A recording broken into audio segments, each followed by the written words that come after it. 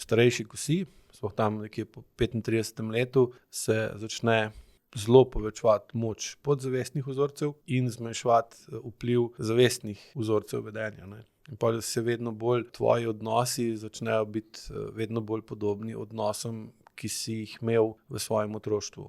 Če mu družba omogoča drugačno vedenje kot njegovim staršem, je lahko 15 do 35 leta živi drugače, se zavestno trudi, spreminja vedenje, noče imeti posla ali pa stika z ljudmi, ki ga spominjajo na mamo, na očeta, na strica, ali pa ki ga je zlorabil na tak ali pa drugačen način.